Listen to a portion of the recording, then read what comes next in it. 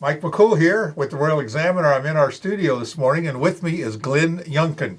Glenn wants to be our next governor. Yeah. That's pretty simple, isn't it? Yeah, good morning. One of our candidates. There's a pack running, it looks like. Yeah. We wanted to make an opportunity for all the candidates to come in, give us their position, and tell us why we should elect you as our next governor. Well, good. Let's start there. So start there. Thanks for having me. It's great to be here. And this has been an amazing first 3 weeks of the campaign.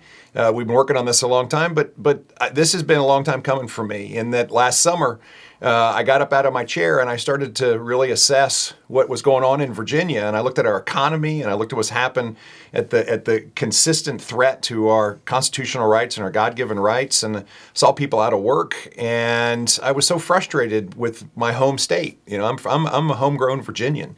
I was born in Richmond, a little area called Bon Air, which is just on the other side of the river.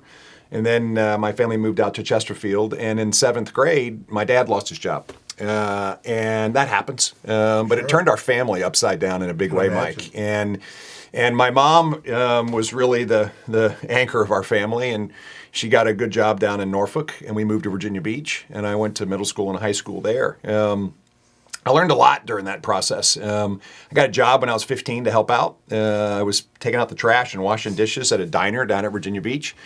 And I actually worked my way up to become the breakfast cook. So I learned how to flip eggs and pancakes. There's an art to that. There's an art to it, and it was. But it also, what it really taught me was the first time I deposited that paycheck in a little bank account at Farm Fresh. If everybody remembers Farm Fresh from those days.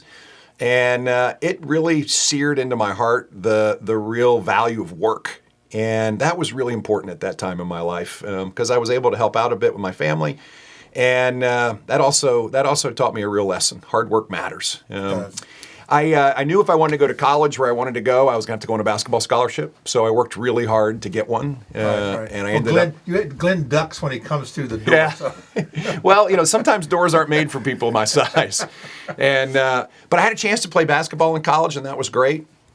I got two things in Texas: a great education, and my lovely wife, Suzanne. We've been married for 26 years. We celebrated our 29th Valentine's together yesterday, which was just fabulous. And then we came back to Northern Virginia after grad school. And after 26 years in Northern Virginia and a long business career, I stood up out of my chair last summer and said, enough. My beloved Commonwealth is just being driven into the ditch by the leadership in Richmond. And we look at, as I said, an economy that is not working at all. And in fact, it really wasn't working before COVID. And we look at job creation that really isn't providing opportunities for Virginians like we all deserve. And we see our constitutional rights really under real assault. And then you just look at just basic mismanagement. And Mike, one of the things that's frustrated me the most is we could see all this stuff happening. We could see that unemployment checks weren't being processed for all the people who suffered the real challenge of losing their job during the pandemic. We could see that the DMVs aren't run worth a flip. No. And then all of a sudden we have this pandemic, and we scratch our heads and say, well, why can't the vaccine get distributed in an efficient way? And we know that we have mismanagement in Richmond because we send people there who have never run anything before. So I stood up last summer and I said, I can either sit around and complain, or I can do something about it. And so here I am running for governor, and I really do believe, Mike, that Virginia should be the very best state in America, the best state to live and to work and to raise a family. And it's not right now, and that's not fair. That's unacceptable. And so I'm running for governor to rebuild Virginia into what she deserves to be, the best state in America. Well, it definitely is. We've always been a leader in our history of this country, so we don't want to take second or third or fourth place. No. I think we need to be. It's an important state. It was an important state for the last election. It's an important state for every election. Yeah. One thing about governor, though, we only have a one-term governorship here. Yeah. So you have to hit the ground running when you get into office. Yeah. But I noticed one of the things you talked about early on, and you're releasing today, and that's about this voter integrity. Yeah. You think to you that's really an important thing, and we've had a lot of discussions around the coffee table about that in the last month or so. And of course, we've seen it happen.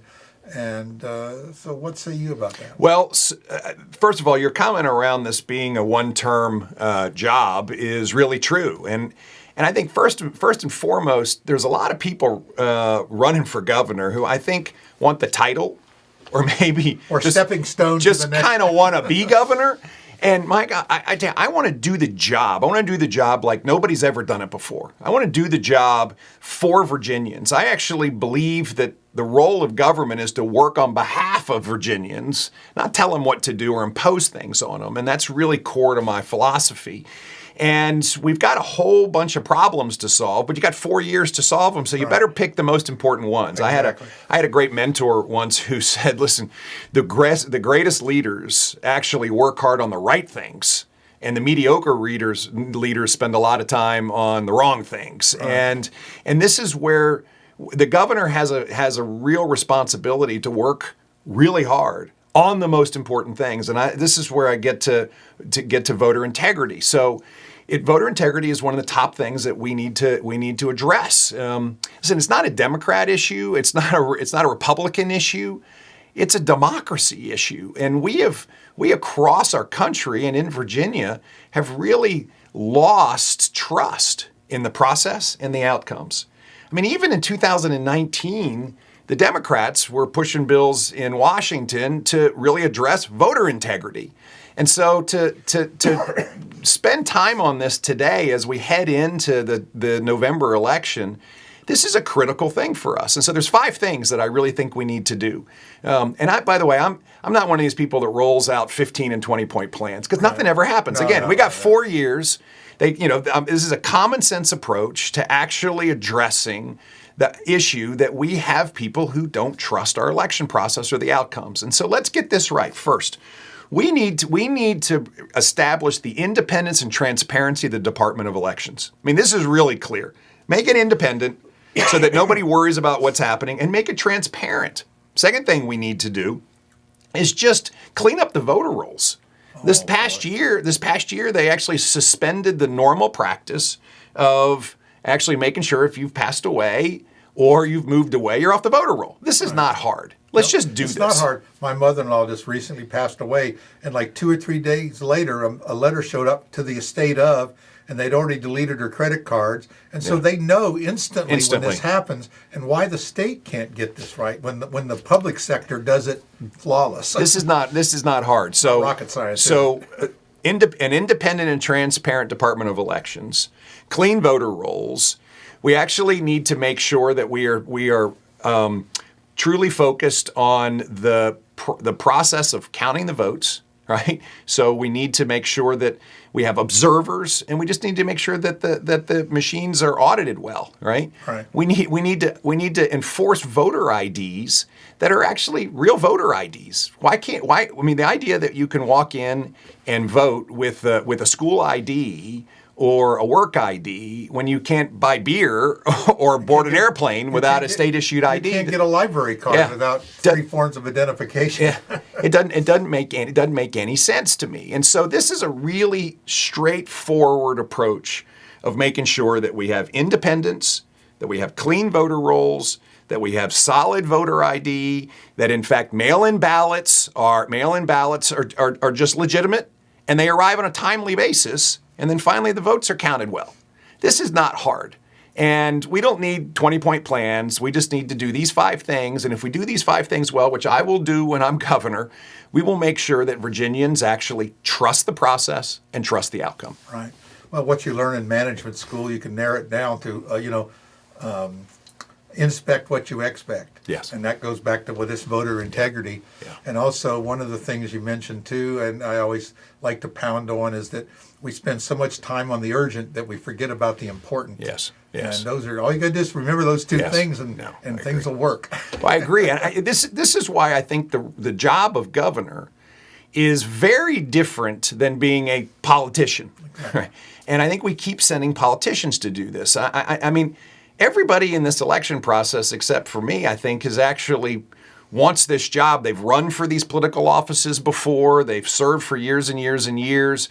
And while there's nothing wrong with public service, I think this is a job about delivering results. It's a job about delivering results. And if you've never run a big organization, you've never actually set deadlines and demanded outcomes so you can deliver for your customers. And in this case, our customers are Virginians. Right. then I just think the qualifications of this job are much more of what I've done over the last 30 years of my life than the others. Right. And I think that's really important. One of the things I learned through my 30 years of business is that if you don't deliver on what you say you're going to deliver, not only will you lose your customers, you'll actually lose your job most likely. And I think it's time for maybe a management change altogether in Richmond. Well, maybe and we put a need to different take kind of person in there. Well, we need to take another look at it. You're right, because win or lose, they're still there. They still get paid. And that's what you talked about, the DMV and the post office and all the government agencies. Yeah. We're down to, they're still getting paid, and yet they're not producing. No. And I think this has really brought this to the forefront of problems that we've had all along. These are not new COVID problems. No. I think these are problems that have just come to the surface that we're just now becoming really, the public in general is becoming aware of. That is really a major problem. The mail can't get delivered properly. But it's funny, it's only in certain regions of the country does that happen in. And Richmond happens to be one of the worst in the state. I can remember a couple years ago, we do a lot of mailing here. And I said, I can mail a letter to Richmond. It gets there in one day. When they mail the letter to me, it takes 7 days. Right. I filed a complaint with the Postmaster General, and he said, it's just the location and the people that work there. Yeah. And he said, there's nothing wrong with the system. The system works, but people have to follow the procedures to get it done. It goes back to inspecting what you expect. Yeah, I agree. Well, if we take what's happened during the pandemic and the distribution of the vaccine as case in point. So is it any surprise that we ended up with a vaccine that works? I mean, this is America. Sure. We were innovating like crazy, and it is near miracle-like that we've got multiple vaccines that work, that were distributed with military-like precision to the gates of Virginia, and it was done in kind of 10 months. I mean, that's just amazing when you think about it. But oh, by the way, is anybody really surprised? This is America. We do this stuff, right? Well, that was a business approach. Yeah. Wasn't a government approach. No, here we are. And then all of a sudden we have our governor and team in Richmond who act like they never expected it to happen. So in my business, I started planning for COVID in February last year. We knew it was coming. We started preparing for how we're going to do our business, how we're going to take care of our employees, all these things. And yet our governor acts like, well, he wasn't really expecting that vaccine to show up. Well, here we have it. We're in February. It's been available now for 2 months. And we actually have had we were ranked last at one point on distributing the vaccine. And that's the key for so many people, getting our schools open and getting our businesses open and getting our economy moving again, and therefore reinvigorating our job market. And so all of a sudden, one of the most important linchpins to unlocking Virginia's future was stuck on the sidelines because we did a bad job. Well, in my world, you get fired for that. Right. And so all of a sudden, everybody is now starting to recognize that if we can just get the vaccine out, it will increase everyone's confidence in doing all the things we want them to do. Because one of the biggest challenges we've had, Mike, and you know this, is our economy was not in great shape prior to the pandemic. I mean, we start looking at Virginia and comparing us to our peers. And I think our Democrat leadership has been telling us untruths. And the untruths are that Virginia was just a great place to do business, when the reality is, no, actually Tennessee and North Carolina and South Carolina, even Maryland, were outpacing us in a big way from economic growth and job development. And Mike, that is the problem to start with, which is we started out falling behind. And then the pandemic comes and our governor shuts everything down, and he shuts everything down indiscriminately. And that to me is just unacceptable. People lost jobs unnecessarily. We had 1.4 million Virginians. Remember, we only have 8 million people in this state. So 1.4 million Virginians file for new unemployment benefits. And then we have unemployment processing that actually has their receipt of benefits that's slow, that's actually in the bottom 10 in the country. And so people who are actually going through the huge challenge of having lost their job actually can't actually get the unemployment benefits that they're due. I mean, this is just not right. It's not right. I'll give you an example real quick and see what you think. Now, February, I had one employee that she went on unemployment. We just ran out of work for her to do. She volunteered to kind of, okay, I think I can do that. Last week, I got the paperwork from last February to fill out. I mean, a year goes by, and normally you get that in 3 or 4 days. Yeah. And it took a year to get the paperwork from the unemployment office. Well, I mean, this just gets back to just basic mismanagement. The Virginia Employment Commission, it runs off of old technology, and we haven't invested in it because we really don't know how to think about business stuff and make investments that actually underpin great performance. It's the same problem we've got with our DMV.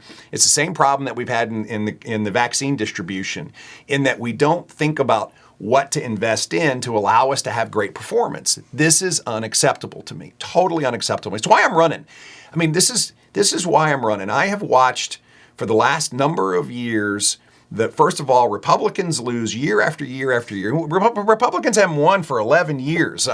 29 years more, and we're going to catch up with Moses in the desert from winning anything in this state. But the primary reason I think we keep losing is we keep putting up candidates who are the same kind of candidate. And Albert Einstein was a smart man. He was a smart man. Nobody disputes that Albert Einstein was a smart man. He said the definition of insanity is doing the same thing over and over again and expecting a different outcome. So here we are, Republicans. We actually have a chance to win a statewide race. What's happening in Washington and what's happening in Richmond highlights the fact that we must win a statewide race. And here we are, ready to actually go win. And we just need to put a different kind of candidate up. Somebody who actually knows how to deliver, knows how to run things, knows how to actually be the kind of governor that Virginia deserves. Get our economy open, get jobs that are more plentiful than Virginians can actually take. Prepare Virginians in an education system in order to take them, but meanwhile protect our constitutional rights, because boy, do we need to have those protected in a way they have not been over the last 8 years. And then finally work on behalf of Virginians. And being a homegrown Virginian, it makes me proud to say that, and it makes me frustrated that it's not happening. It is discouraging sometimes. Yeah. Well, you see, you still have hair, so as we see, some of us here in the studio don't. Yeah. But that comes from just, like you say, getting out there and good genes. But we'll talk about that, and being tall. Yeah. So, but you're not down low where they can chop at you. But I got to throw that in about the hair because, everybody, I compare see who's going to win. You got to have hair to win. Okay. All right. Well, then we're okay. We're good. We're good. Shape. I actually think I think you should also be 6'5" or taller. Exactly. You should be a Virginian. You should have 30 years of business career. You should know how to get things done. You actually should be able to beat the Democrats, whoever they put up, and I can do that. And I think that's I think the Democrats are really in for a handful when I'm the nominee. And we go at how to build an economy and how to serve Virginians. And so, yeah, I think there's a long criteria for this nomination, and I think I might tick all the boxes. You might do that. It's like I said, I was looking last week. It looks like we have about 10 people running for governor, pretty much 5 Republicans, 5 Democrats. And you're right about the candidates that come up. I mean, even we cover a lot of local elections here, and you're trying to find good candidates. They're there. There are good, smart people all through Virginia, in our county, and every county. When you talk to people, say, just step up. We know you can do a good. Well, they beat up the politicians so bad that people say, well, I just don't want to take that abuse. And it takes broad shoulders. Yeah. Because half the people are not going to like you. I mean, that's pretty much how elections go, 50-50, one way or the other, a few points. Rarely will you get, a landslide. No, I recognize that, Mike. But we're at a time today where in my lifetime, I've never seen our state and our country more divided. And I think what our state and our country need is leadership. And this has been what's lacking in my mind in Virginia over the course of the last 8 years, is that we have had politicians who are worried about pleasing and not worried about leading. And there is a big difference. And Virginia suffers because of that. Virginia suffers because of that. And so that's why I'm doing this, is because I don't owe anybody anything. I don't have a 30-year history of back scratching. My fundraising is going to be really strong, but I'm not going to owe anybody anything at the end of it, and we can keep up with any candidate across Virginia and across the country when it comes to supporting our campaign. I don't actually bring baggage to this of bad deals cut in the back. I actually can bring a whole fresh perspective, unencumbered, and actually do the right thing every time. And this is why I get so excited when I travel around the Commonwealth. And I've been traveling around a ton. And what I'm hearing from people from corner to corner and top to bottom and left to right is, Glenn, this is awesome. You can win. You're a breath of fresh air. And you have good ideas that can move our state forward. You're conservative. Wow, you can win. And I think this is what Republicans are absolutely searching for, is how do we get out of the desert? And the way we're going to get out of the desert, Mike, is we're going to win in November, and we're going to win like nobody has ever seen in a state that the Democrats have all of a sudden decided it's safe. Right. Virginia is not going to be safe this year, Mike. It is not going to be. We're going to win this year, and that means that we're going to begin to take back Virginia. We're going to win back our House of House of Delegates, and I think, Mike, we'll probably have more than 1 year to do that. My sense is that the redistricting is not going to get done this year. It's pretty darn complicated, and that committee isn't going to finish its work, I don't think. And so we're going to have 3 straight years of delegate races. And as the governor, who is actually championing Republican candidates across Virginia, we're going to take back the House of Delegates, and then, Mike, we're going to do something in 2022. That we're going to take back at least 2 House of Representative seats, and we're going to contribute to taking back the House in Washington. And that's going to be fabulous because we really only need to grab 7 seats, I think, in order to take back the House. And Virginia's going to contribute 2 of those, and the rest of the country can come up with 5, and we're going to take back the House. And then we're going to take back the Senate in Virginia in 2023, and we're going to wake up and say, hey, what happened in Virginia? And what happened in Virginia is the Republican Party nominated a candidate who can win, who can lead, who can deliver, and make Virginia the best state in America to live, work, and raise a family. And that started something in Virginia that impacted the whole country. And that's what gets me so excited. And that's Virginia at its best. We have been at the cornerstone of our country from the beginning. From the very beginning, and here we are in 2021 with a chance to do it again, and that's what gets me so excited, Mike.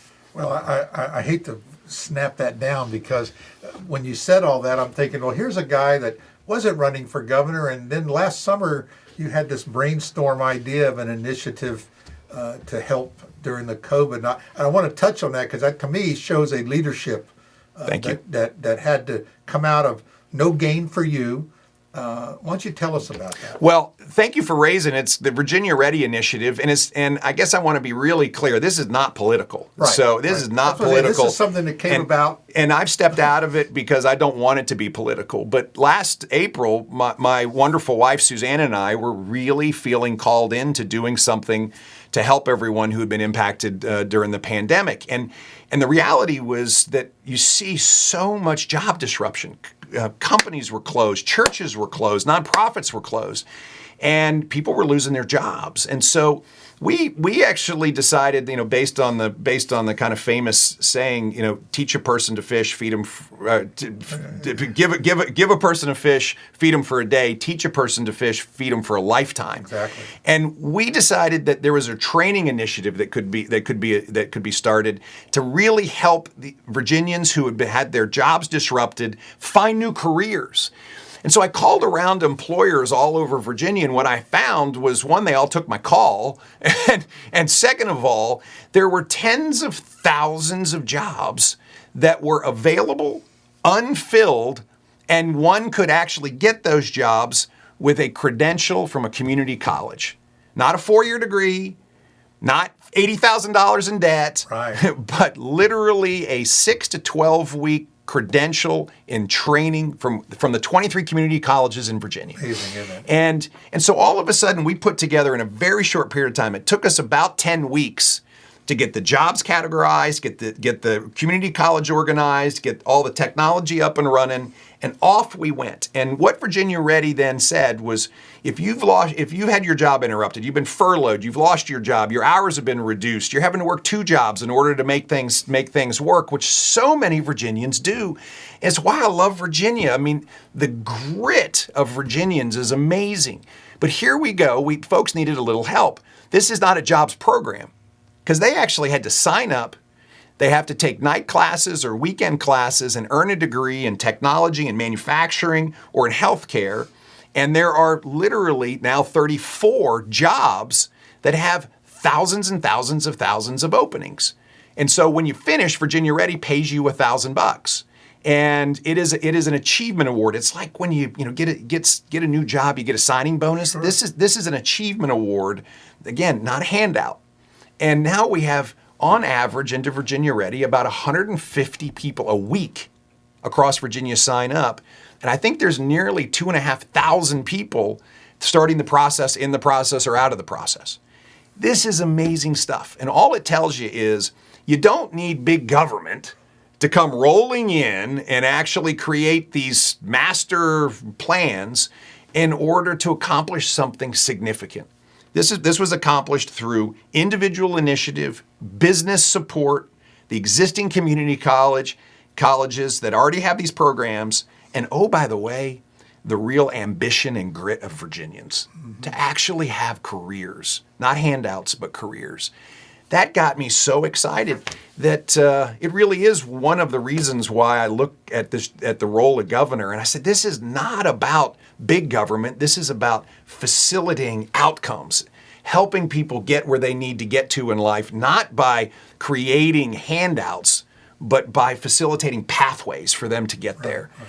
This is a different view, and this is why I'm doing this. Is I think Virginia has everything that it needs in place, other than what we need to cut through the red tape. We need to cut down regulations. We need to bring down the cost of living.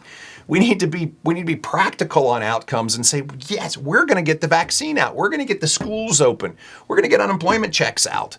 Yes, we're going to do that. And if those folks can't do it, we'll fire them and get some other ones that can, because Virginians deserve this. They just deserve it. So thank you for bringing up that topic. Well, I wanted to because I knew you were passionate about it, and it really showed to me where you took an idea and went with it, and was able to, in a short period of time, get that done. And that just shows a strong leader. And that's what it takes. Somebody that's passionate about something, that goes out and champions an idea. You didn't do all that by yourself. No. But you were able to gather the right people together, know who to call, and just persistence, and shared that the passion with other people. I think part of leadership is identifying what great should be. This is what the standard is. How are we going to get there? Who's going to lead it? And how are we going to hold them responsible for delivering? And one of the first things that happened in the Virginia Ready initiative was this spectacular executive named Karen Merrick stood up and said, I can run that on a day-to-day basis. I'll lead that on a day-to-day basis. And she has just picked it up and run with it. And as governor, the job is, in fact, to identify the most important things to work on, to get the right people working on them, and deliver outcomes. I'm going to say it again, deliver results. And get out of the way. The last thing we need is big government mucking around in all this stuff. We just get in the way. I've never seen a government program actually work anywhere near as efficiently as what the private sector can do. Right. And so let's get this moving. You said earlier, Mike, we only got 4 years in this job. It's not like we've got 8 or, we got 4 years. And so we better put the track shoes on and get rolling. I did a podcast 10 days ago, and I just made me I had to laugh. People say, how do you pronounce Youngkin? And I said, well, just kind of like Duncan. And in high school, they used to call me Glenn Youngkin. And this podcast came out, and they said, Virginia runs on Youngkin. And I just thought that was fun, because I think at the end of the day, it's not going to be me. It's going to be us. Sure. But I think the vision and the energy and the can-do attitude, but also the ability to step up and say, we're not doing that anymore. We are going to do this. The ability to protect our constitutional rights by not signing crazy legislation that comes out of the House of Delegates and the Senate, and actually standing up for Virginians for outcomes. That, to me, is why I get excited when people say, well, Virginia runs on Youngkin. You bet we do. We're going to run like we've never run before. We're going to see that on T-shirts here pretty soon, I can tell already. Well, Glenn, I really appreciate you coming in. It's been early on a Monday morning, and I know you've got some places to go today, so we won't keep you too long. But again, you're welcome to come back anytime. Well, hopefully we'll have some of your other candidates in as well, and Great. I hope seriously that they're as passionate about running for governor as you are, because that's what it takes. It takes a champion for our state, and that's what we haven't had in a long time. And I agree. And and, Virginia deserves it, Mike. I deserve mean, it. at the end of the day, if there's not anybody who is a bigger advocate, cheerleader, business development, defender, champion for Virginia than the governor, then we got the wrong people running for this stuff. Exactly. Wrong people running for it. And as I'll say something I said earlier, my home state, the Commonwealth that I grew up in, I am so proud to be a Virginian, and to see what's happening in our Commonwealth today just makes me angry, frustrated, and we can fix it right now, Mike. We can fix it. We can elect a conservative Republican to the governor's office, and I think I'm that person. And we can then do things over the next 4 years that absolutely rebuild Virginia.